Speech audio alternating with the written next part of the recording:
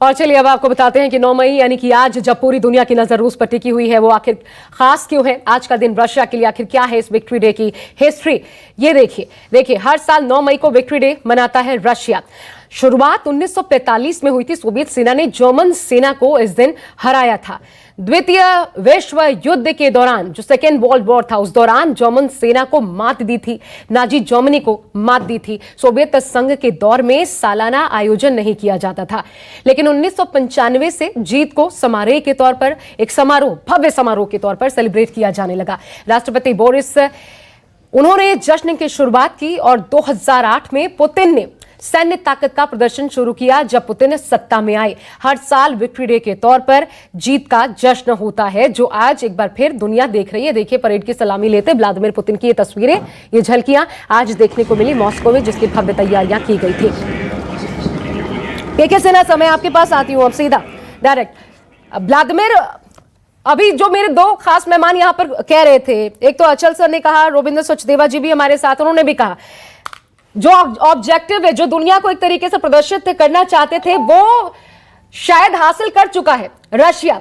और इसलिए इसे विक्ट्री डे के रूप में सेलिब्रेट करना, हालांकि वो समारोह होता लेकिन मारियोपोल में अपने डेप्यूटी प्रधानमंत्री को भेज करके सेलिब्रेशन को और भव्य बनाना, एक संकेत देना, ये दर्शाता है। तो ऐसे में क्या माने कि यहां पर आगे अब विराम लगेगा युद्ध पर या फिर ये बढ़ता रहेगा?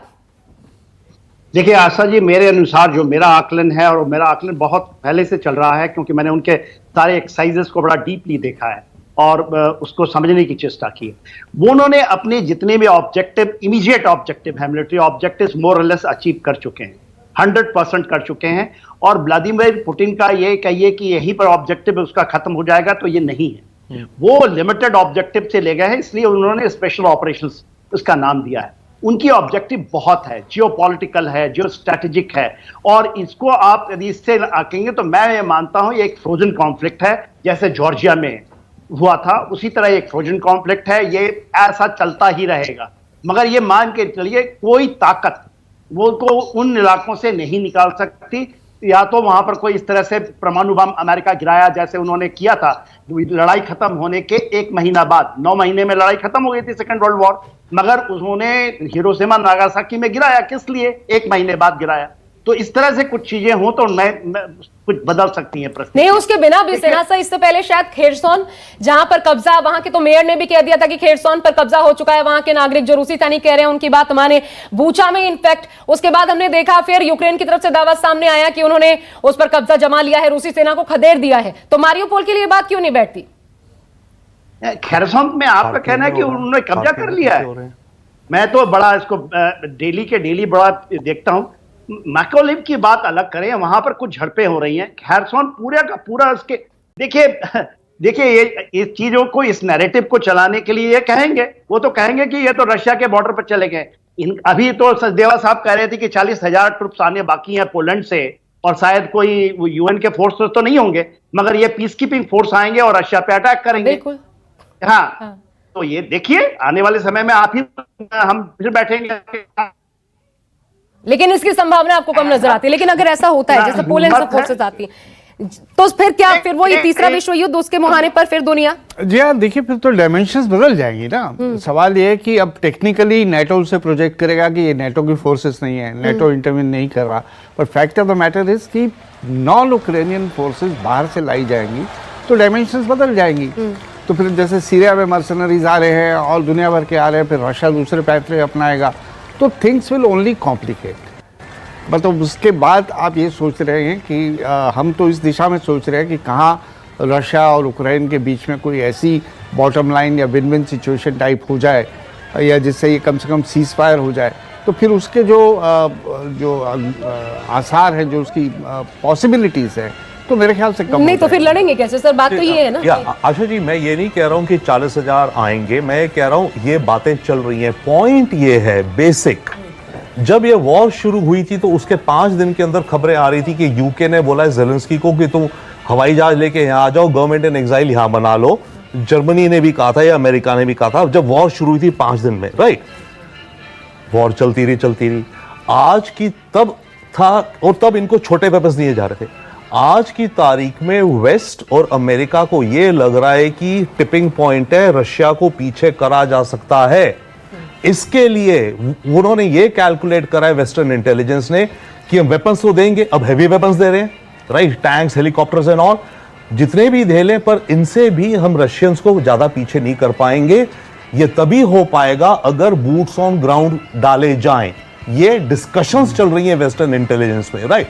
बट पॉइंट इज कि इस समय वेस्ट, अमेरिका और नेटो ये सोच रहे हैं कि रशिया को रोक तो लिया, अब कुछ थोड़ा और जैसे एक धक्का और लगा के रशिया को पीछे कर दो। तो इसका मतलब क्या हुआ, पिछले 2.5 महीने में रशिया की जो स्ट्रेंथ की जो इमेज थी विद इन यूक्रेन, और जो अमेरिका सोचता था या दुनिया सोचती, जो भी पीछे हुई ना। और आज भी खार्किव का मैं अगेन एग्जांपल ले रहा हूं, 40 किलोमीटर दूर है रशियन बॉर्डर से, राइट। वहां भी रशिया ने पूरा कंट्रोल नहीं कर पाया है, और बार बार खबरें आ रही हैं आगे गए पीछे गए। मैं ये भी मानता हूं कि बहुत प्रोपेगेंडा है and all of that is happening, but ये असलियत दिख रही है हमें ऑन द ग्राउंड। अच्छा जी, मैं पूरे एपिसोड को एक थोड़ा हल्के से दूसरे डायमेंशन से दिखा सकता। ये शुरुआत कहाँ से हुई? पुतिन ने बड़े शांतिपूर्वक तरीके से अमेरिकन और नेटो के सामने कुछ बातें रखी। वेदर दे वर डूएबल और नॉट, ये अलग बात है। उसने ये कहा कि आप यूक्रेन को न्यूट्रलिटी घोषित कर दीजिए और अपनी 1997 की पोजीशंस पे अपनी फोर्सेस ले जाइए, क्योंकि ये आपने प्रॉमिस किया था। अब अमेरिकन ने, मुझे लगता है कि इसमें एक बहुत ही गोल्डन अपॉर्चुनिटी ऑन प्लेटर्स देखी। वो चाहते कि अगर यहाँ शांति बनी रहे, युद्ध नहीं हो, तो उन्हें किसी ना किसी तरह से उसे रशिया को इंगेज करना चाहिए था। इंगेज करने की बजाय उन्होंने आउटराइटली उसकी हर बात को रिजेक्ट किया और उसका मजाक उड़ाया, और पोजीशन ये हो गई कि रशिया को वहाँ मिलिटरीली इंटरवीन करना पड़ा। ये अमेरिका के लिए गोल्डन अपॉर्चुनिटी थी, क्योंकि यहाँ से उनके हाथ में एक मौका मिला कि रशिया को किस तरह से टोटली क्रिपल कर दिया जाए, मिलिट्री की पॉइंट ऑफ व्यू से भी और इकोनॉमी के पॉइंट ऑफ व्यू से। किसी हद तक वो सफल हुए, किसी हद तक वो सफल नहीं हुए। अब सवाल ये होता है कि युद्ध का क्या होगा। मेरी गट फीलिंग है कि अमेरिकन, नेटो, वेस्टर्न, यूरोप कम, लेकिन अमेरिका डेफिनेटली नहीं चाहता कि ये युद्ध जल्दी खत्म हो जाए। उसे लगता है कि करोड़ों अरबों रुपए का जो आर्म्स एंड इक्विपमेंट देने के बावजूद भी ये सस्ती डील है अगर इसमें रशिया को निस्ते नाबूद किया जा सकता है।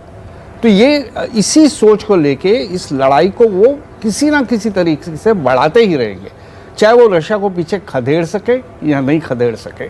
और ऐसे में अगर रशिया हाथ खड़े करके बाहर निकल जाएगा तो that is the end of Putin and that's the end of Russia.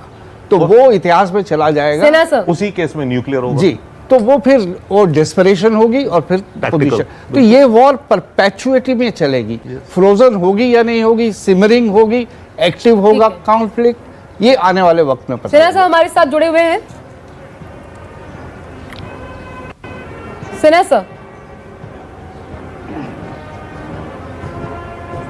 और अमेरिका सफल हो चुका है अपने ऑब्जेक्टिव्स में काफी हद तक। हाँ, इन फ्यूचर, क्योंकि सिन्हा साहब इन फ्यूचर की बात कर रहे थे कि ऐसा होगा नहीं होगा, लेकिन ये दोनों ही मसले आपके सामने है सर। अब बात ये भी है कि अगर झुकाव धीरे धीरे इसी तरीके से आइसोलेटेड अपने आप को रशिया, क्योंकि आइसोलेटेड तो है ही, और अगर रशिया का धीरे धीरे झुकाव चीन की तरफ बढ़ता जाता है, तब क्या हालात बनेंगे, तब के समीकरण किस तरीके से हम देख सकते हैं। भारत के भी परिप्रेक्ष्य से अगर समझे, क्योंकि दुनिया पर तो असर पड़ रहा है, लेकिन भारत के लिहाज से अगर समझने की कोशिश करेंगे, क्या हालात बन सकते हैं। आशा जी, आप मेरे से पूछ रही हैं? जी जी, आप ही से। हाँ, देखिए आशा जी, मैं तो पूरे क्वेश्चन नहीं सुन पाया आप क्या पूछ रही हैं। मैं लास्ट के कुछ शब्द सुने हैं कि भारत में क्या असर पड़ेगा। देखिए, भारत के हमारी अमेरिका दोनों से एक स्ट्रैटेजिक पार्टनरशिप। उस स्थिति में सर मैं ऐड कर देती हूँ एक लाइन, उस स्थिति में अगर रशिया का जो आइसोलेटेड है उसका झुकाव चाइना की तरफ इसी तरह बढ़ता रहता है तो देखिए, ये गलत है। ये तो ऐसा एक नैरेटिव बनाया गया है कि रशिया का झुकाव चाइना की तरफ में है। यदि आप सर्गेई लावरोव को देखी होंगी, वो भारत में आने से पहले वो चाइना में आए थे, और चाइना के अंदर उन्होंने एक बहुत बड़ी बात की, और उसका डिस्कशन किसी चैनल पे नहीं हुआ। वो कह रहे हैं कि हमें मल्टीपोलैरिटी के ऊपर जाना है, मल्टीपोलैरिटी वर्ल्ड हम चाहते हैं, जो कि भारत भी एक चाहता है, ना कि एक यूनिपोलर या बाइपोलर। तो रीअलाइनमेंट की जब बात होती है तो रशिया कभी भी चाइना के नजदीक जाना, ये आप ये सपने में भी मत सोचिएगा। क्योंकि देखिए भारत को कह दें कि भारत भी रशिया के नजदीक चला गया है, हमारी एक न्यूट्रलिटी है, न्यूट्रल है, हाँ ठीक है। जो हमारे रुपया और रूबल के ऊपर में भी बात चल रही है, गोल्ड की बात चल रही है, उसी तरह चाइना भी बात कर रहा है, बहुत सारी चीजें हैं। हमें भी अभी हमने 3 बिलियन ये सवाल इसलिए भी सर, क्योंकि कोई भी देश, किसी भी देश के लिए अपने जो हित होते हैं वो सबसे ज्यादा इंपॉर्टेंट होते हैं। जी हाँ, ये अगर अब कोई एक ऐसा देश है जो कि बीच की राह लेकर चल रहा है और कोई एक तटस्थ आपके पक्ष में खड़ा नजर आ रहा है, तो जाहिर तौर पर भविष्य कोई भी देश अपना उसके साथ तलाशेगा जो खुलकर सामने आ रहा है। जी हाँ, देखिए आपकी बात तो आप जो कह रही है सही है। खुल करके कहाँ, कौन खुल करके आ रहा है? आज के दिन में जो चाइना है सबसे ज्यादा बैकफुट पे है और वो उस तरह से नहीं आ रहा है। बात ये है कि देखिए, ये कहेंगे कि हार जीत की बात नहीं है, ये बात है आज के दिन में रीअलाइनमेंट की। जब आप पूरे विश्व की पटल पे इनकी चीजों को छोड़ दीजिए, ट्रांस अटलांटिक चीजें धीरे धीरे सेटल होती रहेंगी। अब इंडो पैसिफिक की हम जब बात करते हैं तो क्या इंडो पैसिफिक में क्या रशिया ने छोड़ दिया है? अब जापान के ऊपर में बहुत एक्टिव है, वो अटलांटिक, वो अपने आर्टिक रीजन में। और जो चीजें हैं, यदि इसको चीजों को पूरी परफेक्ट में आप समझेंगी तो देखेंगी या समझने की चेष्टा कीजिएगा, इसकी रीअलाइनमेंट अलग होगी। ये नहीं होगा कि चाइना चला जाए। हम छोटी छोटी बात करते हैं, उसको सेंट्रलाइज करना चाहते हैं। वो कहते हैं कि चाइना कल अटैक कर देगा ताइवान में, ताइवान को, रशिया को देख करके ताइवान से डर गया। ऐसी खबरें चलती हैं। वो डीप डिस्कशन, स्ट्रैटेजिक डिस्कशंस नहीं है, ना तो अंडरस्टैंडिंग है। वो आपके टीवी चैनलों में बिक सकता है, मगर जब आप इनको चीजों को समझने की चेष्टा करेंगी तो इसमें रीअलाइनमेंट का एक बात है, मल्टीपोलैरिटी की बात है, इसी पर फाइनल कमेंट, सप्लाई चेन का बात है। ठीक है सर, इसी पर फाइनल कमेंट, कंक्लूडिंग। देखिए, बार बार जो चाइना और रशिया के एक साथ आने की बात हो रही है, तो हमें पिछले 10 साल का इतिहास उठा के देना चाहिए। पिछले 10 साल से चाइना और रशिया के संबंध काफी अच्छे हो रहे हैं, बल्कि उससे भी ज्यादा। उन्होंने अपने बहुत सारे बॉर्डर डिस्प्यूट्स को संभाल लिया है और उसके बाद उन्होंने गैस सप्लाईज पे एग्रीमेंट कर लिया है, इकोनॉमिक एग्रीमेंट हो गया। हाँ, ये थोड़ा बढ़ेगा, लेकिन रशिया चाइना को उतना ही सस्पेक्ट करता है, क्योंकि रशिया भी नहीं चाहता कि चाइना सेंट्रल एशिया में अपना प्रभाव बढ़ाए। अगर वो वहां प्रभाव बढ़ाता है तो फिर वही बात आ जाती है, जैसे नेटो उक्रेन में उसके दरवाजे पे आके बैठ गया, वैसे ही चाइना उसके बॉर्डर पे आके बैठ जाएगा सेंट्रल एशिया में। नहीं, एब्सोल्युटली यस। देखिए, पर पॉइंट इसकी अगर ओवरऑल देखो तो अगर ओवरऑल पूरे वेस्ट और अमेरिका से रशिया को काट दिया गया है तो रशिया की इकोनॉमी कहां ज्यादा एंगेज होगी? लॉजिकल है चाइना की तरफ। जितना ज्यादा रशिया चाइना से ज्यादा एंगेज होगा उतना भारत को मेरे ख्याल से तो ओवरऑल में हमें नुकसान होगा, क्योंकि अभी हम जो भी कह लें एग्रीड, ये मल्टीपोलैरिटी एंड ऑल है, पर जब वक्त ऐसे आते जाएंगे तो धीरे धीरे। अभी भी दो चीजें इस वॉर का, एक और चीज है बाय द वे जो कि हमारे मिलिट्री जनरल्स बेटर बताएंगे, रशियन टैंक्स की जो रिपोर्ट्स आ रही हैं, जितने ये मारे गए हैं, इनकी स्ट्रक्चरल कुछ वीकनेस है डिजाइन में बाय द वे, वो हमारी मिलिट्री को देखना होगा। मेरा लास्ट पॉइंट ये कि इंपैक्ट ऑन इंडिया, इसका अभी हम S-400 ले रहे हैं ना, हम S-500 जरा लें, तब देखते हैं हम अमेरिका हम पे सैंक्शन मारेगा, हमें इंपैक्ट पड़ेगा सर। सवालों का जवाब छिपा हुआ है, लेकिन एक छोटा सा ब्रेक। इसी के साथ हम आप सभी का बहुत बहुत शुक्रिया हमारे इस खास चर्चा में जुड़ने के लिए। एक छोटा सा ब्रेक यहां पे ले रहे हैं, लेकिन ब्रेक के बाद भी क्या तस्वीरें निकलकर सामने आ रही है, क्या कहा व्लादिमीर पुतिन ने आज अपने संबोधन में, बताएंगे आपको ब्रेक के उस पार। नमस्कार, मैं हूं मानक गुप्ता। अगर आपको हमारा ये वीडियो पसंद आया हो तो इसे लाइक और शेयर जरूर करें, और हां, हमें सब्सक्राइब और फॉलो करना ना भूलें, ताकि आप देश और दुनिया की कोई खबर मिस ना करें। तो जुड़े रहिए हमारे साथ और देखते रहिए न्यूज़ 24।